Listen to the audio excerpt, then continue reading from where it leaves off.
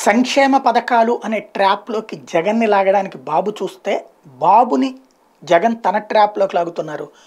అది ఏదైతే తెలంగాణలో కర్ణాటకలో జరుగుతున్న పరిణామాల్ని ఇక్కడ ప్రొజెక్ట్ చేసుకొస్తూ ఇప్పుడు సంక్షేమాలు ఇస్తానంటే అక్కడ బస్సులు చూస్తున్నాడు. ఇవాళ తెలంగాణలో సిటీ బస్సులు కానీ రూరల్ బస్సులు కానీ చూస్తున్నాడు. ఇక్కడ అట్లా బస్సులు ఉండాలని కోరుకుంటాడా? కర్ణాటకలో దరిద్రంగా తయారైన పవర్ని అట్లాంటి చూసినోడు ఇక్కడ కావాలని కోరుకుంటాడా? ఈ రెండో రకంగా జగన్కి వరమైంది. అది పబ్లిసిటీ బాగా వాళ్ళ సోషల్ మీడియా చేస్తుంది. ఇది ఇప్పుడు వీళ్ళ హామీలకి ఒక పెద్ద బ్రేక్ ఇచ్చే ట్రాప్.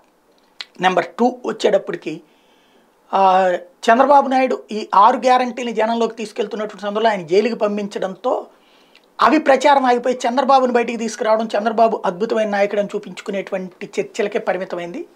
అక్కడ ఒకటి జగన్ ట్రాప్ అన్నటువంటిది నడిచింది. ఇప్పుడు మూడవది ఏంటయ్యా అంటే జగన్ వేస్తున్నటువంటి కొత్త ట్రాప్ వచ్చేటప్పటికి ఏదైతే తెలంగాణ ఎన్నికలు అయిపోగానే తెలుగుదేశం జనసేన దూకుడుగా వెళ్దాం అనుకుంటే కరెక్ట్గా అదే టైంకి తను ఒక కొత్త ఎత్తుగడ వేశారు. సీట్ల మార్పు. మొన్న ఒక 11 మంది, మళ్ళీ ఈ వారంలో ఒక 20 మందిని మారుస్తారు. మార్పు చేర్పులో వైసీపీ వాళ్ళే జగన్ తిడతారు. అదే సందర్భంలో మొండిగా ఉంటామని చెప్పి మిగతా వాళ్ళు చెప్తుంటారు. ఈ కథ నడుస్తుంటుంది.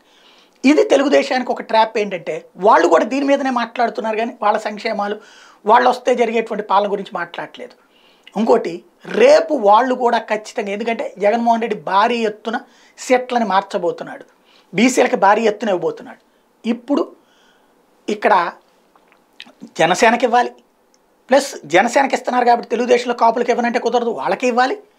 అక్కడే దాదాపు ఒక 40-50 దాకా లాక్ అయిపోతుంది. ఇక్కడ ఒక 40-50 ఏంటి, ఒక జనసేన దగ్గర 40-50 దగ్గర లాక్ అయిపోతే మిగతా కూడా కలిపితే ఒక 60-70 దాకా లాక్ అయిపోతుంది తెలుగుదేశం.